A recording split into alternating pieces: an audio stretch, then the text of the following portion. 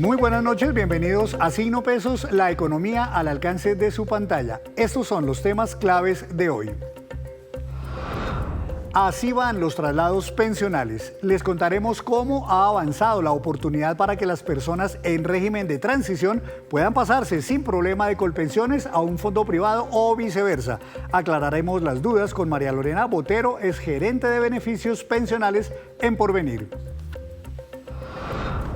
El doble filo de la ruta de la seda. Ante la posibilidad de que Colombia se sume a esta iniciativa de colaboración y apoyo mutuo lanzada por el gobierno chino en varios continentes, ya hay advertencias sobre los efectos. Para algunos es una iniciativa engañosa, para otros puede generar problemas a Colombia con los Estados Unidos.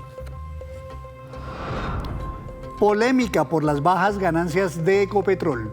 Hay una controversia entre los expertos por los preocupantes resultados financieros revelados ayer por esta compañía. Para sus directivas es producto de la caída del precio del petróleo, pero para los analistas hay problemas estructurales al interior de esta petrolera.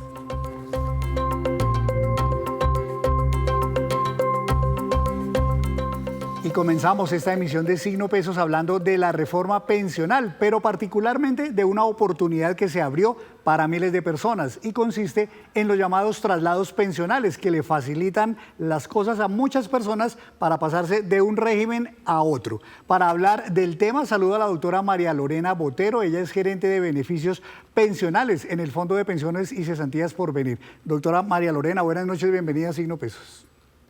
Henry, buenas noches, muchas gracias por la invitación y un saludo especial a toda la audiencia de Caracol que nos ve hoy. Gracias, pues a pesar de que ya lleva casi 10 meses de aprobada la reforma pensional, todavía mucha gente pregunta ¿qué es eso de los traslados pensionales y de la oportunidad que se abrió? ¿Nos podría explicar brevemente en qué consiste, doctora María Lorena? Claro que sí. Henry, voy a recapitular algo de atrás para poderlo entender mejor. Cuando salió la ley 797, prohibió los traslados entre regímenes pensionales de una persona que estuviera a menos de 10 años de la edad de pensión. Quiere decir, una mujer que tuviera 47 años y pues ya le tocaba quedarse en el régimen pensional donde estaba, o un hombre que cumpliera 52 le tocaba quedarse en el régimen pensional donde estaba. La ley 2381, la reforma pensional, trae una nueva posibilidad para que las personas vuelvan y revisen en qué régimen pensional más les conviene estar. Entonces, hay un grupo de personas que se pueden acoger a la oportunidad de traslado. ¿Quién es ese grupo de personas?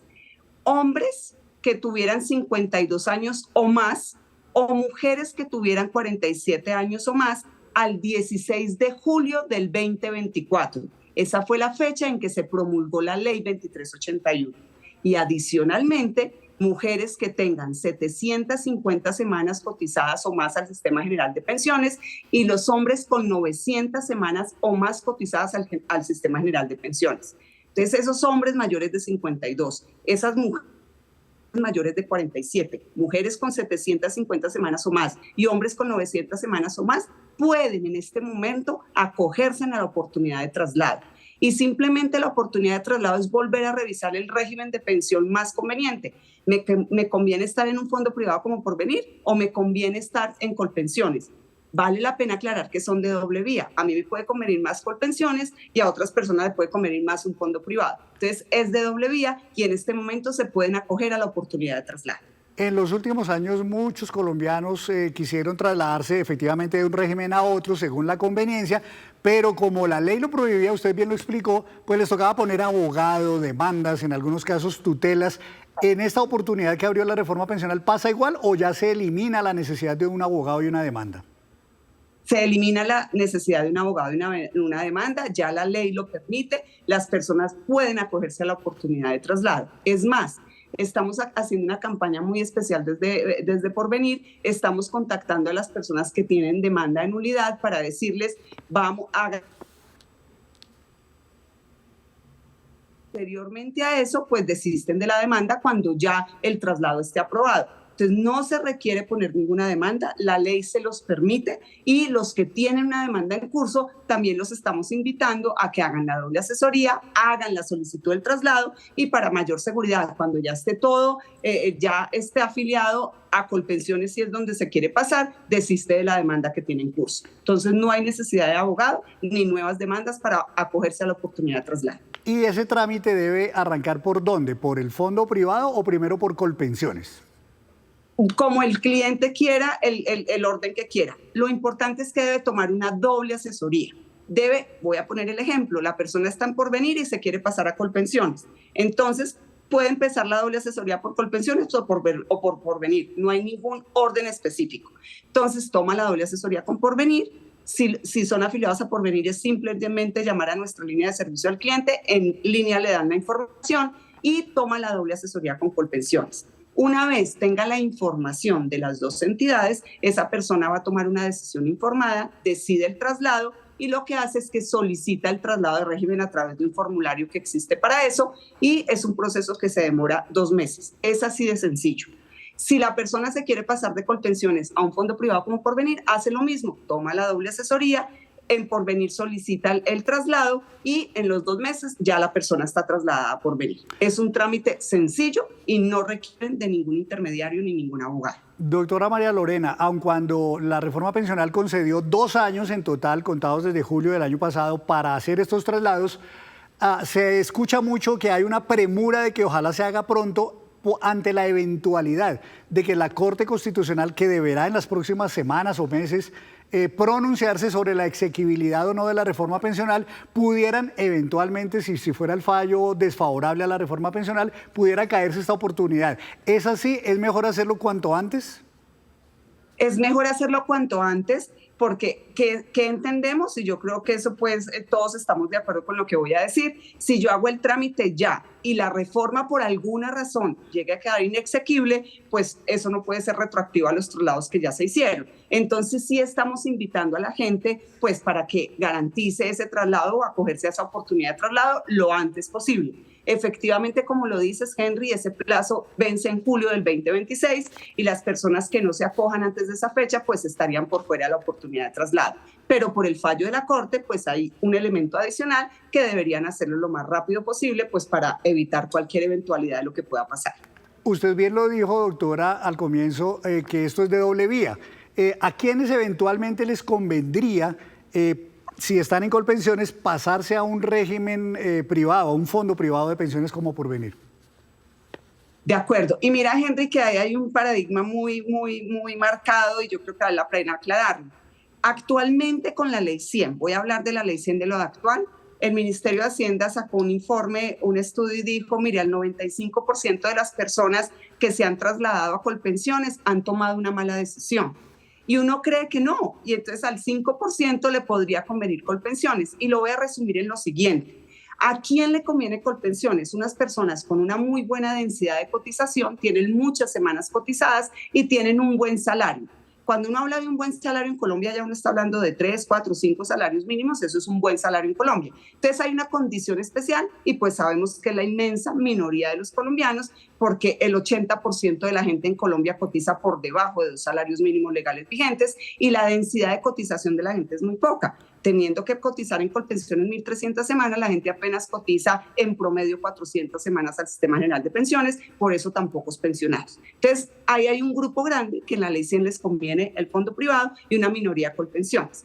Ahora bien, ¿quién podría estar en Colpensiones y pasarse a un fondo privado? Una persona que ha cotizado con salarios bajos, voy a poner menos de 2 salarios mínimos legales vigentes, como digo, ese es el 80% de la población colombiana, y que tiene menos de 1.300 semanas cotizadas al Sistema General de Pensiones, que son las semanas que exige Colpensiones, mientras que en un fondo, por la garantía de pensión mínima, va a requerir 1.150 semanas. Entonces, una persona, una mujer que ya tenga 57 años, un hombre que tenga 62 y no tenga 1.300 semanas, pero esté más cerca de las 1.150 y tienen un salario por debajo de 2 salarios mínimos, la conveniencia es un fondo privado porque requiere de menos semanas. Ese es un grupo especial que podrían tomar la decisión de pasarse de Colpensiones a un fondo privado. ¿Y qué pasaría con esas personas, que también son muchas, porque en Colombia poca gente logra pensionarse finalmente, que están ya dentro de la edad, dentro del régimen de transición, pero ya desde ahora hacen sus cuentas y dicen, no, yo no voy a alcanzar a pensionarme, voy a tener que acudir o apelar a la devolución de mis ahorros pensionales. Ahí en ese caso, ¿qué le convendría a un colombiano? Bueno, ahí hay un tema importante, Henry, puede que esto vaya a sonar muy técnico, pero va a tratar de explicarlo de la mejor manera. Esas personas, ¿yo qué aconsejaría? Yo me movería de Colpensiones a un fondo privado para buscar la pensión por menos semanas y he tenido un salario bajo. Ya lo expliqué, yo creo que es un grupo que evidentemente le conviene un fondo privado. Si yo estoy en Colpensiones y me quiero venir a un fondo para buscar una devolución de saldos, ahí ya hay un tema diferente. ¿Por qué? Si yo estoy en Colpensiones y me vengo a un fondo privado, hay que mirar la primera fecha de traslado al régimen. Yo nunca había estado en Porvenir o en un fondo privado, entonces es la primera vez que me voy a venir. Todo lo que tiene allá se calcula en un bono pensional y ese bono pensional se puede liquidar de dos maneras, o los aportes con la inflación o dependiendo de la persona cuando haya empezado su vida laboral. Listo. Entonces, eso se convierte en un bono pensional. Pero también hay que mirar que esos aportes se trasladan solamente con la inflación. Y si uno va y mira qué es una indemnización sustitutiva en Colpensiones, pues es un aporte que le devuelven con la inflación. Entonces no habría tanta diferencia ni tanto beneficio venir a buscar una devolución de saldos. Lo vemos mucho más claro en venir a buscar una pensión con menos semanas. Y si el traslado de Porvenir a Colpensiones, de un fondo a Colpensiones, pues uno sí lo que va a ir a buscar es una pensión más alta porque tiene una buena densidad de cotización y tiene un buen salario de cotización. Yo creo que esas son como las dos diferencias de Porvenir a Colpensiones o de Colpensiones a Porvenir. Quisiera terminar, doctora María Lorena, calculando un poco, si tienen esas cifras en la cabeza, cuántas personas eventualmente se podrían ver beneficiadas con esa oportunidad de traslado, cuántas ya se han trasladado y por tanto cuántas todavía faltan y deberían correr un poco, digamos, hacer ese traslado pronto. De acuerdo. Las cifras de Porvenir, 200.000 personas se podrían acoger a la oportunidad de traslado. Ese es el grupo de personas que cumplen la condición de oportunidad de traslado. No quiere decir que a las 200.000 personas les convenga trasladarse a Colpensiones. Ahí hay un mínimo número de personas que les conviene el traslado, pero las que podrían acogerse son 200.000. Y de las de Porvenir que ya han hecho uso de la oportunidad de traslado de Porvenir a Colpensiones, 40.000. ¿Cuántos nos han llegado de Colpensiones a Porvenir? 400 personas en oportunidad de traslado. Según cifras de Colpensiones, de allá para los fondos podrían llegar unas 400.000 personas que estarían en oportunidad de traslado. Bueno, pues es bastante gente como vemos, pero todavía faltaría mucha gente para hacer o aprovechar esta oportunidad de traslado. Una última pregunta, no sé si ustedes tengan información ya de si la Corte Constitucional tiene ya una fecha para fallar la exequibilidad o no de la reforma pensional. No tenemos conocimiento de fecha, no sabemos cuándo va a ser y esperaríamos, ojalá fuera antes de la entrada en vigencia de la ley para que nos quede a todos más fácil este camino, claro. Pero no tenemos fecha, no sabemos cuándo va a ser. Estamos listos para empezar con la nueva reforma pensional el 1 de julio, a no ser que pase algo antes de esa fecha.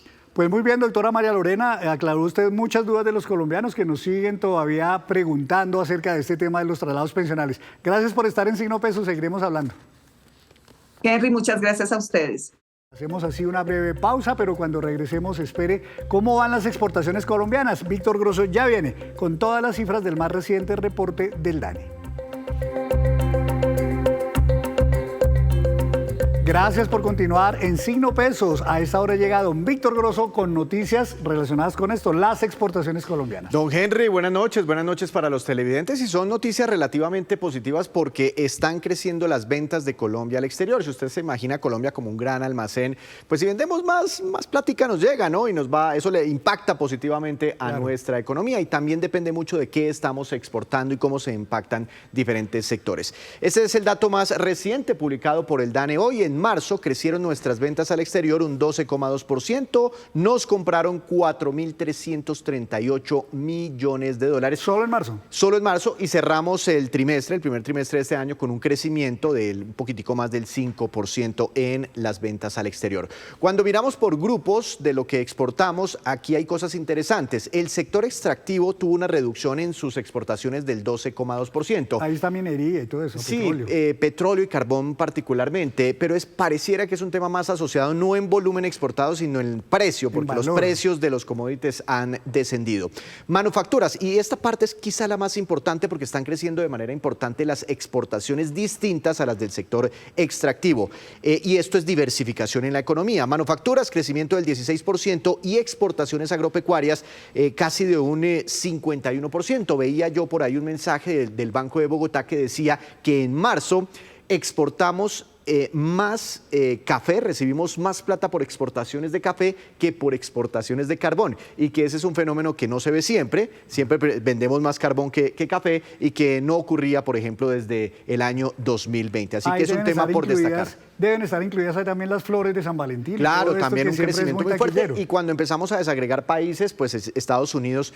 de hecho, aquí tengo una gráfica, mire, don Henry. Estos fueron nuestros principales clientes en marzo. Estados Unidos, si hubo un crecimiento en las exportaciones a Estados Unidos, se quedó con el 32,3% de lo que vendimos al exterior. En segundo lugar, Panamá, 11%. Y mire, en tercer lugar, China, con casi el 5% de lo que compramos. Por eso es muy coyuntural lo que está ocurriendo con Colombia y su intención de adherirse a la famosa ruta de la seda. Yo sé que usted va a hablar más adelante de ese tema, porque los expertos lo que dicen es, listo, miremos oportunidades, pero ojo, sin descuidar esto, porque Estados Unidos nos compra muchísimo y no sabemos si China nos va a comprar lo mismo de Estados Unidos si llegamos a molestar a las autoridades estadounidenses con estas intenciones de Colombia de acercarse mucho más a China que a Estados Unidos. Pues, don Víctor, es que ahí precisamente es donde está el problema, que Estados Unidos está molesto por esa posible adhesión de Colombia a la ruta de la seda, y eventualmente, dicen ellos, podrían bajar ese volumen y esa intensidad. Es nuestro principal cliente, nuestro principal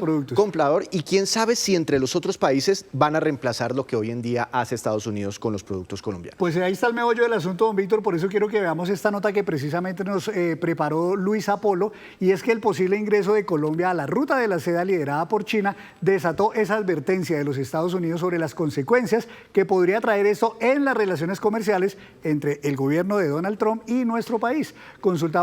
Consultó Luisa pues a expertos sobre qué es la ruta de la seda y en qué beneficia o afectaría esto a nuestro país.